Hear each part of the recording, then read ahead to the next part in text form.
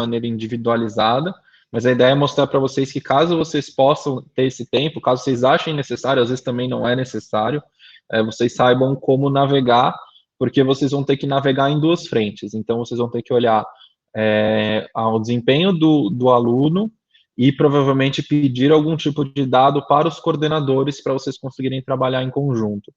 Tá? Meio que ter só os dados da coordenação ou só os dados dos alunos não rendem tantos resultados quando vocês precisarem fazer uma coisa mais focada. Tá? Eu vou compartilhar minha tela com a plataforma. Eu só olhei a plataforma do SAS, além da nossa. Eu tenho a impressão que a maioria do que eu estiver falando aqui também funciona para outras plataformas, tá? Porque quando a gente monta esse tipo de simulado, ele gera uma série de microdados que eles são comuns. Então, todo mundo tem. Então, geralmente, a gente apresenta de maneiras diferentes nas plataformas. Então, o SAS apresenta um conteúdo semelhante ao nosso, só que com uma outra diagramação.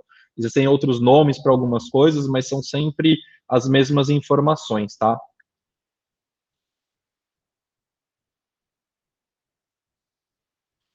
Quem estiver usando o ângulo, que usa o sistema plural, evolucional, enfim, todo mundo que estiver tendo algum simulado aí com devolutiva de dados a partir de TI, vai ter dados semelhantes aos que eu vou mostrar aqui, só que de maneira, diagramado de maneira diferente, né? Então, deixa eu ver aqui.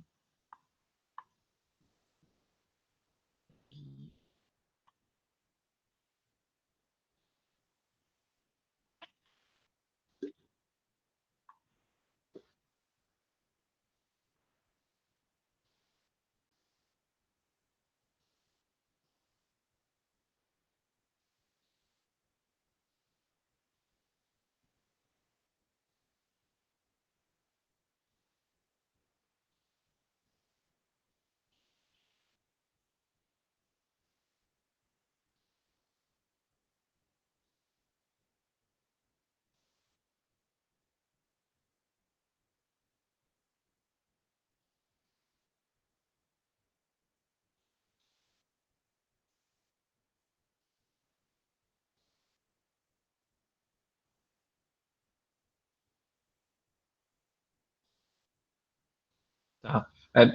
Aí, assim, se eu estiver falando, se vocês quiserem me interromper, pode interromper. Se for escrever também, aí eu só acho que se for escrever, eu ia pedir para ti se dar uma olhada, porque eu não vou estar olhando, né? Então, vou passar meio reto, tá bom?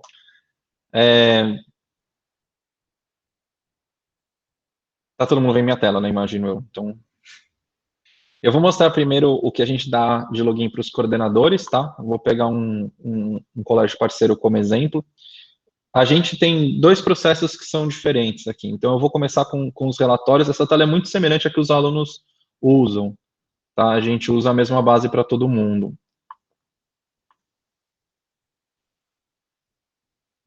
pegar um comparativo geral aqui. Tá? Então, o que a gente mostra, na verdade, para os coordenadores? A gente tem alguns dados gerais. Eu não sei o quanto que o Gauss usa isso, tá? Para ser sincero, é importante entender a nota, né, que os seus alunos, né, que os alunos do Gauss estão tirando em relação à média geral. Eu sempre falo para as escolas não se focarem exatamente no número, e sim o quão distante eles estão. No caso, eu estou usando como exemplo um colégio de alto rendimento, né, então ele está muito acima das médias, mas assim, se a minha média geral está em 600, o meu 700 ele tem uma diferença diferente, né, uma diferença não tão grande do que quando você tem uma média geral aqui, que nem, por exemplo, 534. Como cada prova é um recorte de cada momento, né, essas notas elas podem variar. O importante é ver o quanto que os seus alunos estão acima ou naquela média ou abaixo em cada área. Tá? No caso do Gauss, eu até faço um adendo, eu não iria tanto pela média geral, porque vocês não fazem redação, né, nos simulados da Trieduc. E eu nem sei se vocês fazem nos outros também. Porque o que a gente faz? Como a gente tem vários tipos de clientes, a média geral é calculada com base no tipo de simulado que foi associado para a escola. Então, se vocês não têm redação, ele simplesmente pega as 4 áreas do Enem e divide por 4. Né? Se for, no caso, com redação, aí pega e divide por 5. A gente sabe que, assim, a redação é um ponto que os alunos costumam ter muita dificuldade. né? Então, a média geral, no caso de vocês, talvez não seja tão importante, e sim o que vocês fazem, que a gente chama de isoladas. Então, olhar qual que é a média geral do Gauss em ciências da natureza, em matemática, em ciências humanas e em linguagens. Tá? Para quem tem algum tipo de curiosidade em relação à TRI, a gente põe um gráfico de dispersão também, né? Então a gente vê que tem algumas diferenças de acerto. Você tem alunos que acertam 120 questões no geral e tiram 565, enquanto você tem alunos que acertam 120 questões e aí eles têm uma pontuação de 716, tá? Isso é sempre calculado posteriormente ao simulado. A gente pega as questões, todas elas, né, no caso, mas de todos os cursinhos que vocês estão usando também são inéditas, né? E a gente faz o cálculo da dificuldade. Eu não sei o nome do parâmetro, TRI não é tão a minha área, a gente só chama de B, quando eu vejo na tabela, né? Que é um parâmetro que a gente usa que vai de número negativo a número positivo. Né? E aí você tem uma gradação de dificuldade. Quanto maior, maior a dificuldade daquele item. Então, às vezes você tem uma prova que não necessariamente era tão difícil, mas naquele momento foi difícil. Se eu pegar o meu simulado do começo do ano e aplicar para quem está começando a estudar, né, é diferente de você aplicar no final. Por isso que a gente tenta seguir um calendário. Com os meus alunos, o que eu sempre coloco é que, sendo um recorte, é um bom indicativo para onde você está indo quando você faz 2, 3 ou 4 simulados. Não é para ficar se sentindo, né, muito convencido quando você tira uma nota muito alta, nem muito desanimado, porque ele é um recorte bem momentâneo. Então, cada prova isso muda, tá? A gente passa para os alunos também, aí é mais também para o Gauss fazer esse comparativo de classificação geral, né? Então, em relação à turma do Gauss e quem fez esse meu simulado, a gente dá tanto proficiência para o coordenador ver, quanto o número de acertos, quanto o percentual. Eu particularmente, não vejo tanta utilidade no número de acertos, nem na parte percentual. Tá? Se vocês forem fazer algum tipo de análise aí, eu acho que faz pouco sentido mexer nisso. Tá? Porque, no fundo, o que importa mesmo é a TRI. Em termos de nível de dificuldade, a gente também coloca para os coordenadores, e isso talvez seja algo interessante para os mentores pedirem, o comportamento do aluno em cada questão.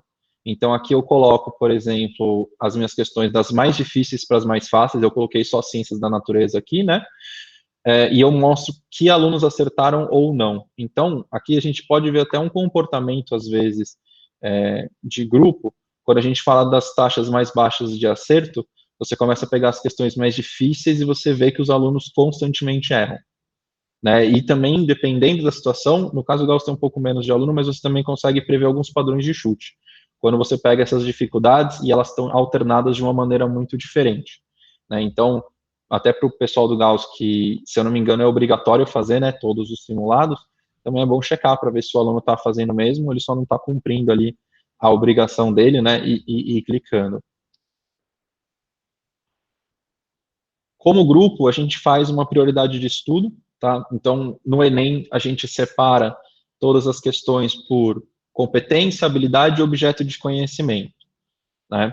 A gente pega o grupo do Gauss e calcula quais são as competências, habilidades e objeto de conhecimento que a turma teve como uma dificuldade. Então, a gente tem isso individualizado, né? Tá no login lá do aluno, e a gente mostra isso também como um grupo. De novo, como vocês estão com alunos de várias regiões, eu não sei até que ponto, para a coordenação é tão interessante, a não ser que aí a gente começa a ver assim, as mesmas habilidades aparecendo em todos os simulados. Tá? Os objetos de conhecimento, quando a gente categoriza, eu acho eles um pouco abrangentes demais, porque a gente precisa categorizar de alguma forma e a gente usa a mesma estrutura do INEP. Mas as habilidades, eu acho que para os coordenadores, elas são importantes. Né? As habilidades, elas têm desde habilidades mais simples a habilidades mais complexas. As mais simples são sempre identificar, reconhecer, né? Enquanto as mais complicadas, elas vão sempre pedir um processo de pensamento mais complexo. Relacionar, avaliar, resolver. Então, quando você tem algumas habilidades ali que, teoricamente, os alunos deveriam ter dominado das mais simples, que são as questões que, teoricamente, são mais fáceis, e elas continuam a aparecer em todos os simulados, aí talvez seja necessário olhar para procurar e fazer uma intervenção como grupo, né? Apesar dos conteúdos serem diferentes, isso é uma coisa que, para a gente que trabalha com o Enem, é mais comum de pensar, mas para quem não trabalha talvez não seja. A gente analisa muito as provas do Enem do ponto de vista das habilidades que ela pede, mais do que em relação aos conteúdos. Então, se você vai fazer um vestibular como uma FUVEST, é uma prova conteudista. Ela tem uma certa estrutura de metodologia ali, mas o objetivo ali é checar determinados conteúdos, né? O Enem, como na verdade no começo ele não era para ser o que ele é hoje, né? Ele era uma proposta de avaliação mais de curso. Ele tem essa tentativa de buscar as habilidades. Então, às vezes você tem uma mesma habilidade que vai servir para vários conteúdos, né? Porque ela vai estar ali dentro da competência. Então, quando a gente vê o aluno em 1, 2, 3, 4, 5 simulados, o que a gente começa a notar, né, do ponto de vista aí do meu lado professor, que eu acho interessante, é que independentemente do conteúdo, você começa a ver as mesmas habilidades sendo repetidas como falha. Então, ele não consegue fazer aquele tipo de habilidade. Então, quando eu faço, por exemplo, um processo mais individualizado com os meus alunos, eu bato, eu olho quais são essas habilidades e eu começo a discutir como reconhecer essas habilidades nas questões, né? E o que esse tipo de questão costuma pedir, que aí é uma coisa mais individualizada. Mas, às vezes, quando, como mentor, vocês estão olhando e em matemática estão aparecendo sempre as mesmas habilidades, talvez seja a hora, né, que nem o Gauss disponibiliza, de discutir se talvez ele precise de um reforço, uma atenção mais individualizada naquele sentido, né, para poder fazer algo um pouco mais só para o aluno e não tão geral, né, mas aí eu ficaria sempre nas habilidades. Então, se o mentor está olhando, ele não, né, não vai bater todas elas, uma por uma e tudo mais. A habilidade é onde a gente tira as melhores informações. O objeto de conhecimento é muito variado e a competência, ela é um grande guarda-chuva, né, é onde tudo começa. Então fica difícil, né? Ela é tão abrangente que fica difícil você fazer uma análise maior a partir dela. Eu, particularmente, gosto de ir sempre pelas habilidades. Inclusive, dependendo da situação, a gente consegue reconhecer mesmos tipos de habilidade em áreas diferentes, né? Os mesmos tipos de verbo. Então, aí você vê que existe uma dificuldade maior, que nem quando a gente discute, às vezes o aluno vai na matemática e tem um problema de interpretação de texto, né? Então, aí volta para português. A gente também consegue fazer isso com a devolutiva de habilidade, tá? Por último, para os coordenadores, aí é uma questão mais para olhar o comportamento do grupo, né? Isso eu recomendo também para as escolas. Isso é para ver se tem alguma coisa que está acontecendo muito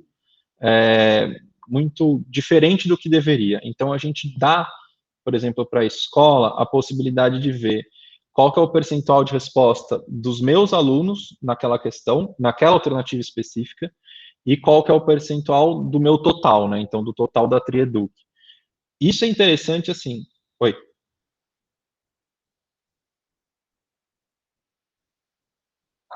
Peraí, deixa eu voltar. Eu baixei porque ele já começou, o Marcelo já começou outro tema, mas eu queria tirar uma dúvida prática, Marcelo. Não sei se você vai conseguir ilustrar. É até uma falha da minha parte, porque no meu primeiro ano como mentora, eu não peguei uma prova do Enem para olhar exatamente como são as questões.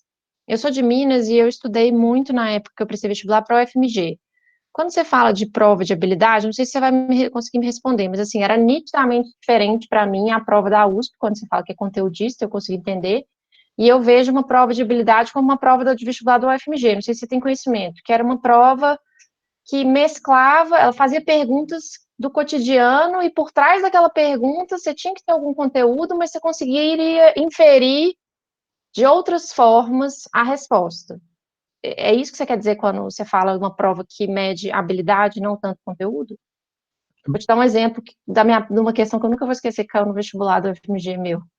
Falava assim, o cachorro, quando ele está com a língua para fora, qual que é o sentido biológico dele ficar com a língua para fora? Aí tinha lá várias opções. Porque ele está com calor e a língua serve para transpirar.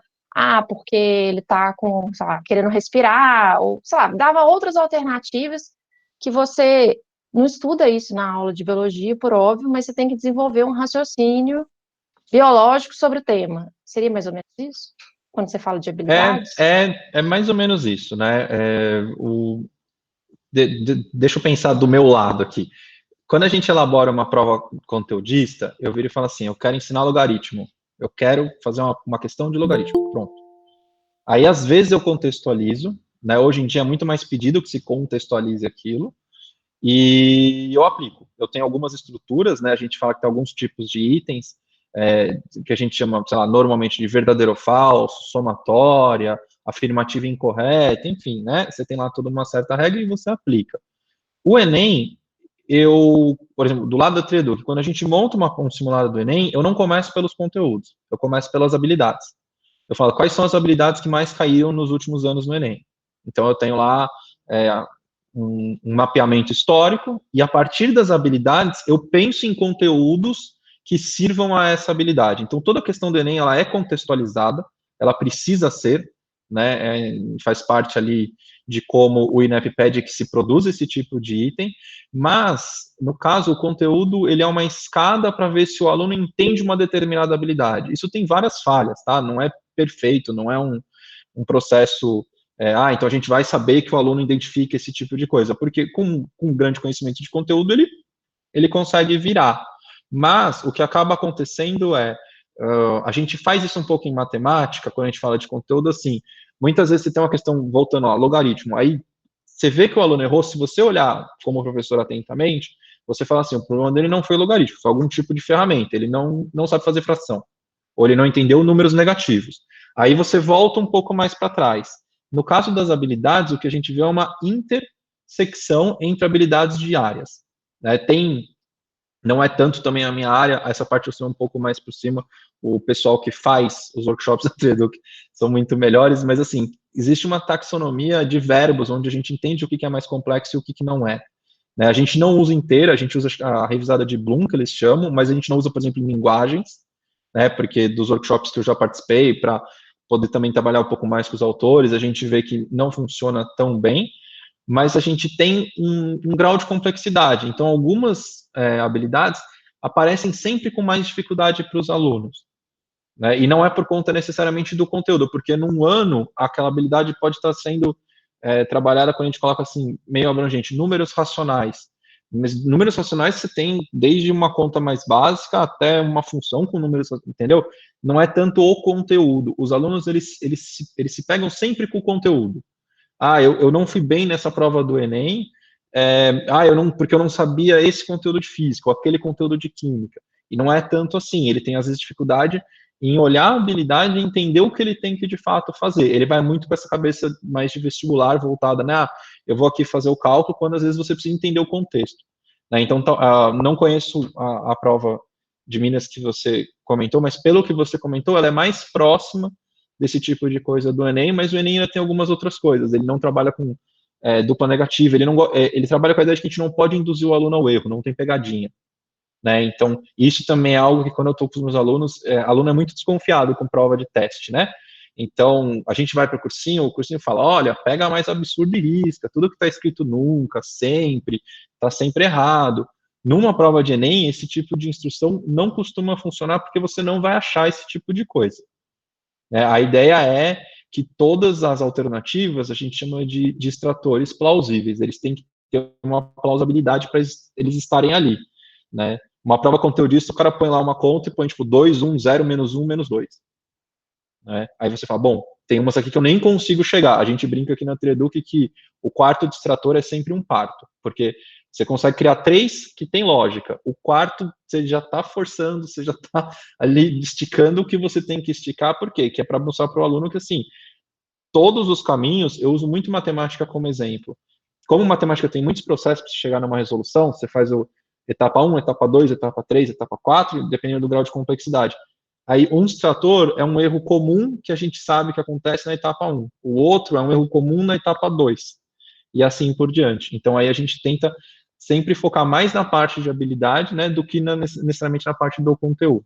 Não sei se eu respondi. Eu acho que alguém mais Não, levantou a acho que mão. eu acho ótimo. Eu entendi. Eu acho que tá faltando para mim, na verdade, eu quero pegar uma prova do Enem e ler para eu entender melhor essa lógica que você está falando, mas eu já consegui entender a ideia. Obrigada, Marcelo.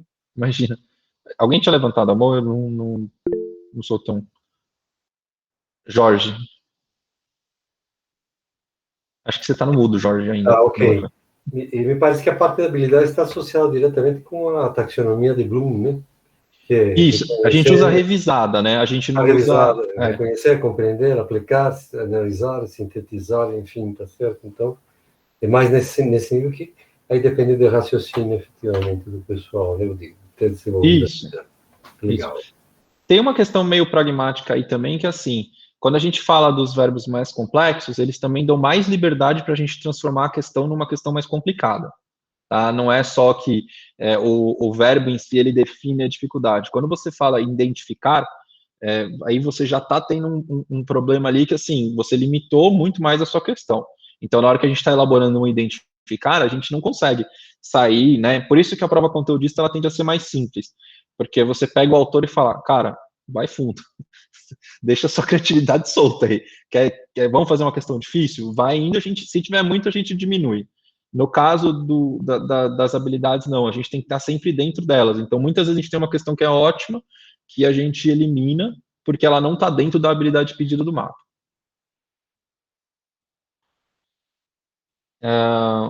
Voltando aqui para a visualização da prova, o que a gente consegue ver? Alguns comportamentos de grupo, né? Então, que nem eu tinha dito, aqui tem o percentual de respostas dos meus alunos e do total.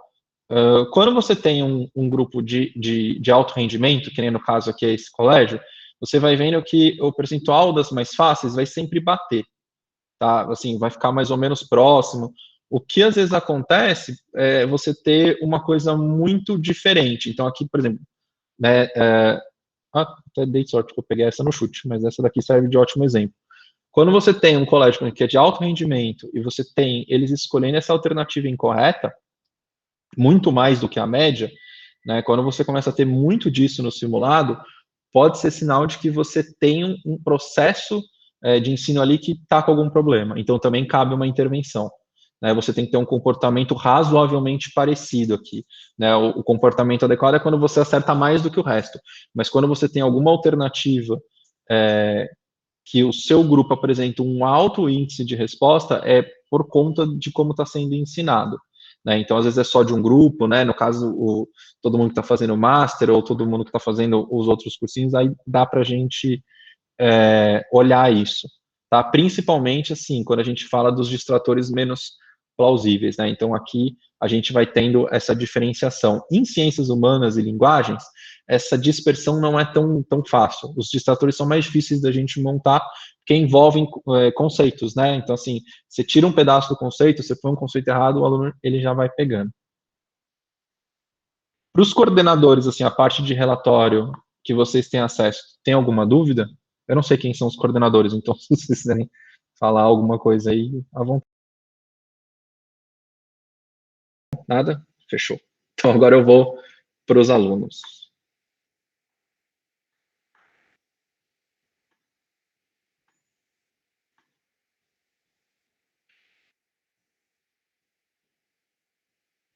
Vou pegar do mesmo colégio.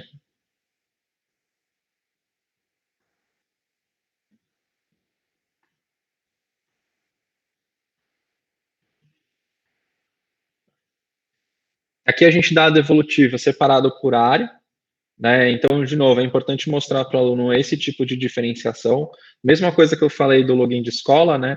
A nota ela é importante, mas é o quão distante você está do geral, né? Então, você fazer esse comparativo para você ver o quanto que você está evoluindo, né? Inclusive de um simulado para o outro. Então, sabe, aqui você tem uma diferença aí de pegar ciências da natureza de, não sei o que, 325 pontos. Então, quanto que isso se mantém ao longo dos simulados, para você ver se o grupo, né, se o geral está evoluindo mais do que você, ou se você começou muito parelho e você conseguiu aumentar essa distância.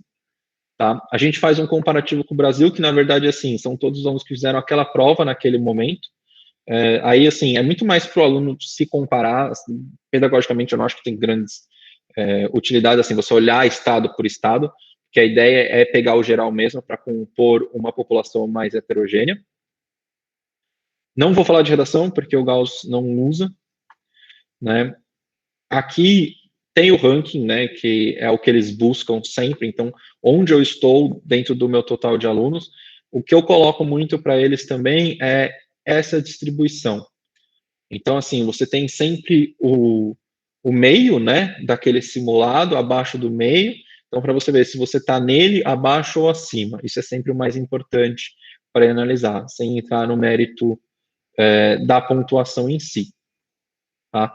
A gente dá uma prioridade de estudo, eu acho que o SAS chama isso de mapa do conhecimento, evolucional também, enfim, cada um tem o seu nome, mas a ideia é a mesma. Tá? Toda vez que a gente elabora uma questão, a gente categoriza ela dentro da plataforma, então ela tem uma série de tags ali, então a gente sabe quais são as questões que os alunos erraram e acertaram a partir de competência, habilidade e objeto de conhecimento, né? Então aqui eu mostro a mesma coisa que eu mostrei no login da escola, mas de uma maneira isolada, por isso que inclusive aparecem muito mais habilidades do que antes, né? Então assim, às vezes simulado não serve, né? Às vezes tem escolas que marcam um simulado e querem ter toda uma devolutiva. Eu acho que, assim, para você ter esse tipo de devolutiva de uma maneira mais adequada, você tem que ter comparabilidade, tá? Então, o aluno vem aqui e fala assim, nossa, eu tenho todas essas habilidades. Tá, mas comparado a qual próximo simulado? Você tem que ter uma base. Então, tudo bem, nesse simulado, você teve essas dificuldades. Aqui eu estou com todas juntas, né? Posso só colocar algumas. Mas e desse simulado para o segundo simulado? Eu tive mais habilidades, eu tive menos habilidades, né? São as mesmas. Então, essa é uma devolutiva que o próprio aluno tem que fazer, mas eu tenho a impressão que não é tão comum isso ser conversado nos cursinhos,